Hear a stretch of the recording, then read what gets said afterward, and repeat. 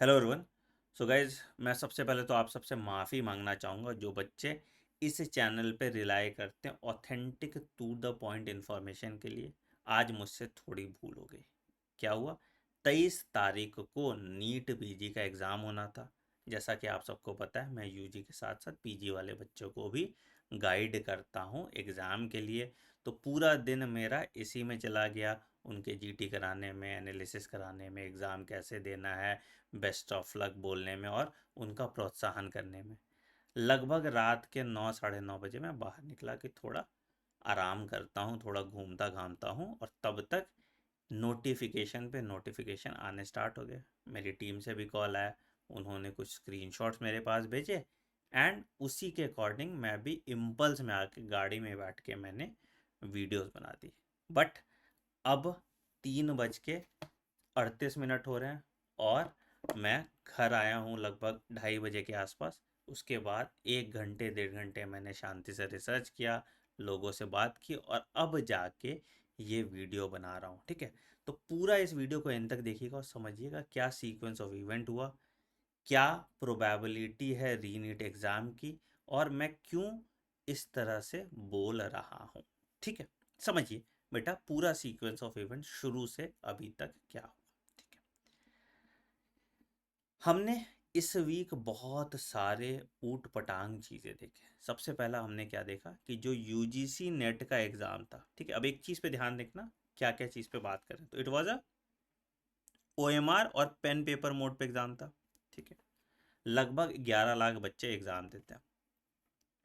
18 जून को ये एग्ज़ाम हुआ, 2 शिफ्ट में हुआ, डिफरेंट सिटीज़ में हुआ। ठीक है, उसके एक दिन के बाद इस एग्ज़ाम को कैंसिल कर दिया। किसने कैंसिल किया? इस एग्ज़ाम को कैंसिल किया मिनिस्ट्री ऑफ एजुकेशन ने। क्यों कैंसिल किया? उसके लिए एक प्रेस कॉन्फ्रेंस भी आया गया, और उस प्रेस कॉन्फ्रेंस में बोला गया कि क्या बोला गया कि यहाँ पे इनपुट मिला था उनको क्राइम ब्रांच से। ठीक है, तो यहाँ पे क्राइम ब्रांच से इनको इनपुट मिला, और उसी कारण से क्या हुआ कि इस एग्ज़ाम को कैंसिल कर दिया गया ताकि एग्ज़ाम की सैंटिटी बनी रहे। ठीक है, यूजीसी नेट एग्ज़ाम इस तरह से आपका कैंसिल हो गया। ठीक है, उसके बाद आपका CSIR नेट का एग्ज़ाम था 25 से लेके 27 तारीख तक। ठीक है, ये एग्ज़ाम जो होता है ये ऑनलाइन होता है, मतलब कंप्यूटर बेस्ड होता है। ठीक है, और इस एग्ज़ाम को भी क्या कर दिया गया, होने से पहले एक दिन पहले पोस्टपोन कर दिया गया। ठीक है, ये एग्ज़ाम भी एनटीए कंडक्ट कराती है, यूजीसी नेट भी एग्ज़ाम एनटीए कंडक्ट कराती है। ठीक है, ये इवेंट हुआ। ये दो इवेंट के बारे में आप सबको पहले से पता भी है। फिर क्या हुआ आज, जो कि 22/6, अब तो 23 हो गया वैसे, तो 22/6 को रात में लगभग 11 PM के आसपास अचानक से नोटिस आता है कि जो नीट पीजी का एग्ज़ाम है जो 23 जून को होना था, उसको पोस्टपोन कर दिया जाता है और नया डेट अनाउंस किया जाएगा एज अ प्रिकॉशनरी मेजर। ठीक है, अच्छा, अब रीज़न क्या दिया गया? रीज़न क्या दिया गया यहाँ पे कि यहाँ पे बोला कि ऑनलाइन एग्ज़ाम था, और यही ऑनलाइन एग्ज़ाम का पेपर कहीं लीक हुआ, और इसी प्रिकॉशनरी मेजर में आपका जो नीट पीजी का एग्ज़ाम है उसको कैंसिल कर दिया गया और पोस्टपोन कर दिया गया। एग्ज़ाम हुआ ही नहीं, पोस्टपोन कर दिया गया। ठीक है, तो ये प्रॉब्लम हुआ। ठीक है, अच्छा, अब तुम एक यहाँ पे एक पैटर्न देखोगे। क्या पैटर्न देख रहे हो? कि आपने देखा कि नीट यूजी का पेपर लीक हुआ। ठीक है, ये तो अब स्टैब्लिश्ड है ना। आपने देखा यूजीसी नेट का पेपर लीक हुआ। आपने देखा CSIR नेट भी इसलिए पोस्टपोन किया गया क्योंकि इसका भी आशंका था कि इसका भी पेपर लीक हुआ।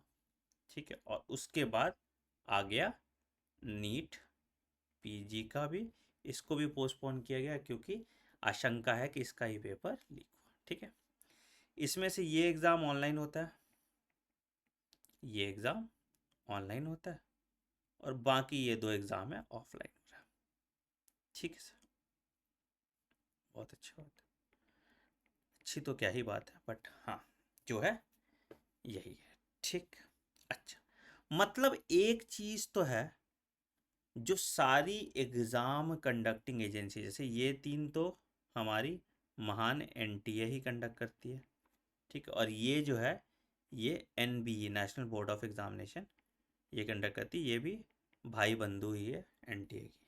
ठीक है, अब क्यों हो रहा है सभी एग्ज़ाम पे डाउट की, मतलब प्रिकॉशनरी मेजर पे पेपर पोस्टपोन कर रहे, सरकार इतनी जागरूक कैसे है? तो मतलब इतना तो इनको इंटरनली पता चल गया है कि सोर्स ऑफ लीक तो कुछ है, और ये कोई गवर्नमेंट ऑफिशियल में ही कुछ होगा, तभी तो सारे एग्ज़ाम एक एक करके पोस्टपोन कर दिए जा रहे हैं या कैंसिल कर दिए जा रहे हैं। ठीक है, और इन सब की शुरुआत कहाँ से हुई थी?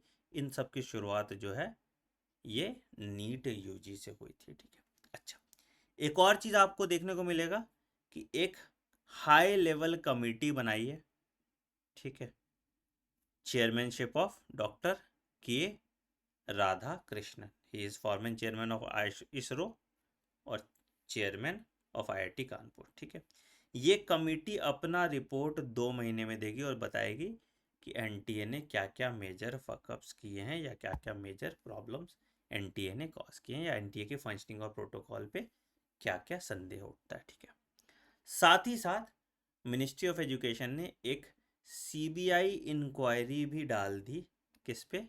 नीट यूजी पेपर लीक पे, कि भाई पूरी इरेगुलरिटीज़ जो नीट यूजी पेपर लीक पे उस पर सीबीआई इंक्वायरी भी डाल दी गई। ठीक है, और उसके साथ साथ एक और काम किया गया, जो हमारे सुबोध कुमार सिंह थे जो डायरेक्टर थे एनटीए के, उनको बदल के नए डायरेक्टर आ गए जिनका नाम है प्रदीप सिंह कारोला। ठीक है, तो इनको नया डायरेक्टर बना दिया गया एनटीए का। ठीक, अब आप क्या एक्सपेक्ट कर सकते हैं? ज़्यादातर बच्चे जो ये वीडियो देख रहे हैं वो नीट यूजी वाले हैं, वो क्या एक्सपेक्ट कर सकते हैं? देखो, अभी का करंट सिनेरियो क्या है? कल प्रेस कॉन्फ्रेंस हुई थी मिनिस्ट्री ऑफ एजुकेशन का, जहां पे मिनिस्ट्री ऑफ एजुकेशन ने कैटेगोरिकली बोल दिया था कि रीनीट नहीं कराएंगे, क्योंकि उन बच्चों के भविष्य का सवाल है जिन्होंने मेहनत से तैयारी की है और उनके नंबर आ गए, उनको कॉलेज मिल रहा है, तो उनको फिर से एग्ज़ाम कराना उनके लिए गलत होगा। ठीक है, उसके बाद इन्होंने एनटीए पे एक कमेटी बिठा दी, ठीक है, जिसका रिपोर्ट कब आएगा? 2 मंथ में। और उसके बाद इन्होंने एनटीए पे ही सीबीआई इंक्वायरी बिठा दी, जिसका रिपोर्ट कब आएगा हमें नहीं पता, बहुत टाइम लगेगा। ठीक है, और साथ ही साथ आपका 8 जुलाई को सुप्रीम कोर्ट हियरिंग है। ठीक है, और 23 जून को आपका रीनीट हो रहा है फॉर 1563 कैंडिडेट। ठीक है, अब तुम समझो क्या क्या पॉसिबिलिटी है। क्या पॉसिबिलिटी हो सकता है? सबसे पहला पॉसिबिलिटी हो सकता है कि before 8 July ministry of education बोले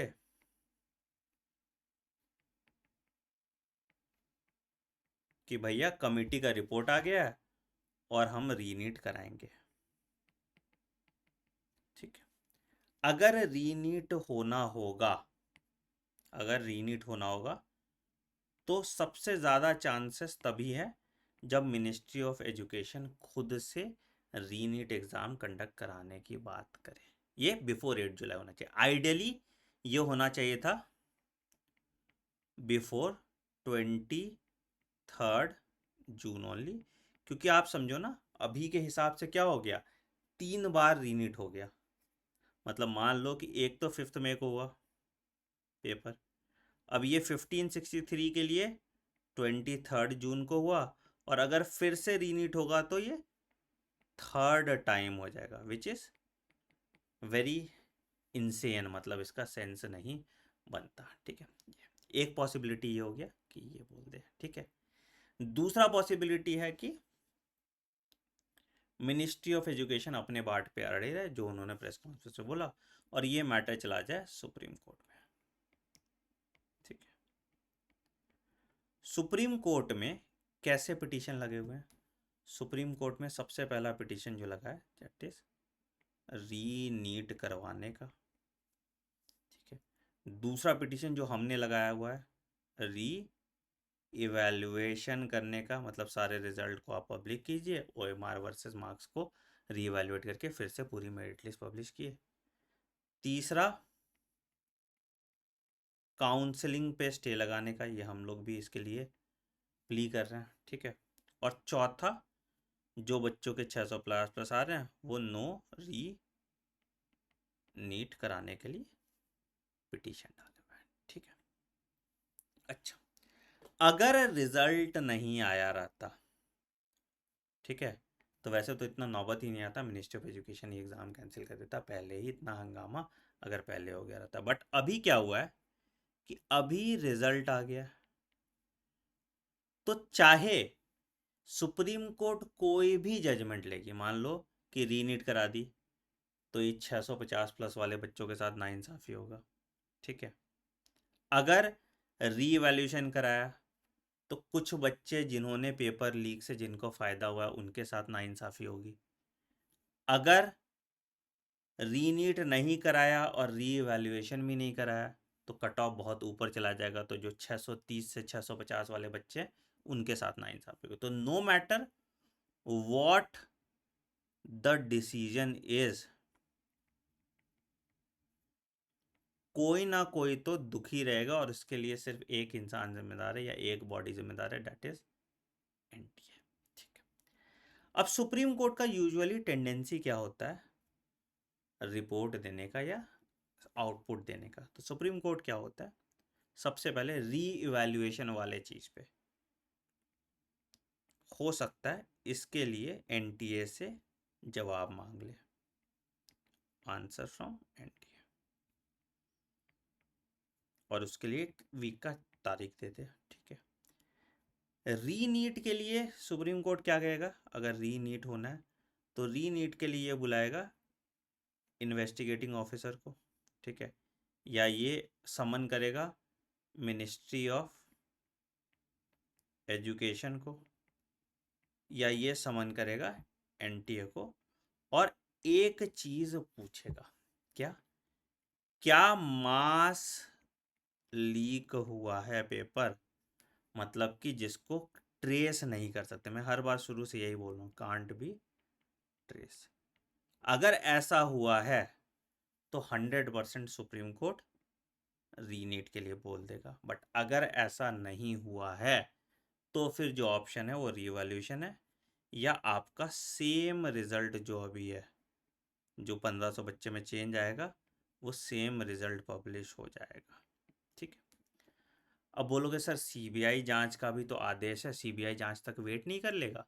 बेटा CBI का जो जांच होगा ना, बहुत लंबा पीरियड का जांच होता है। मतलब कोई CBI जांच तुमने देखा है व्यापम में कितना टाइम लग गया, बाकी जी जांच में कितना टाइम लगा, तो इसमें कितना टाइम लगेगा ये नो वन नोज। क्या पूरे साल का एकेडमिक कैलेंडर इस तरह से आगे पीछे होगा? बहुत मुश्किल है।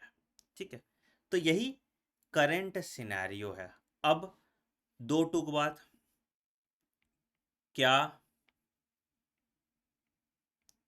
रीनीट होगा?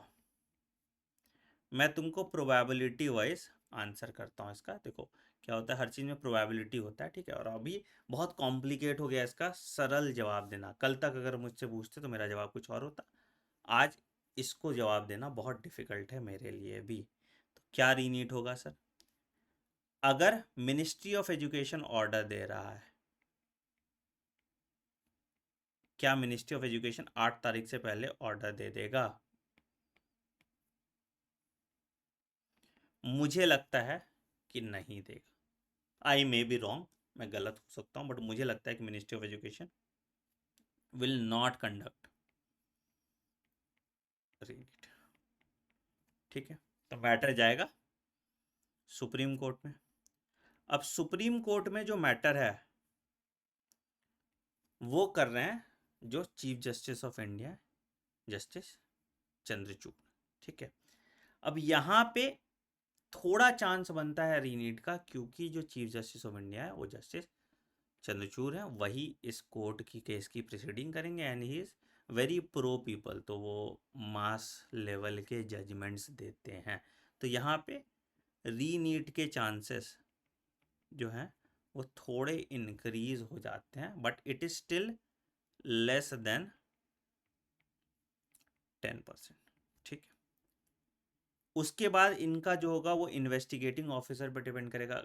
इसमें ज़्यादातर केसेस में इन्वेस्टिगेटिंग ऑफिसर्स जो हैं वो बोलते हैं कि भैया हमने पेपर लीक को कंटेन कर लिया है और ये पेपर लीक ज़्यादा दूर तक नहीं फैला है और हमने सभी मुजरिमों को पकड़ लिया है। ठीक है, हम लोग का दलील होगा कि फिर सीबीआई इंक्वायरी क्यों करा रहे हो अगर आपने सबको पकड़ ही लिया है तो बोलेंगे सीबीआई का रिपोर्ट आएगा। बट क्या रिपोर्ट तक सरकार रुकी रहेगी या रिपोर्ट तक सुप्रीम कोर्ट अपना जजमेंट नहीं देंगे?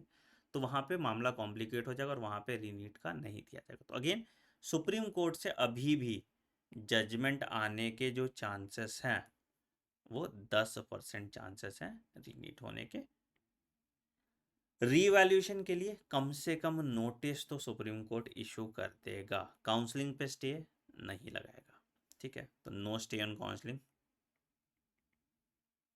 कि सीबीआई जांच जब तक हो रही है तब तक काउंसलिंग पे स्टे लगा दें, पॉसिबल नहीं है। ठीक है, और उसके बाद रीपब्लिश पे नोटिस इशू कर सकता है। ये देखो, थोड़ी मेरी अंडरस्टैंडिंग से मैं ये बात बोल रहा हूँ और थोड़ा जो मैंने लोगों से बात की है उनके थ्रू ये बात आपको समझा रहा हूँ।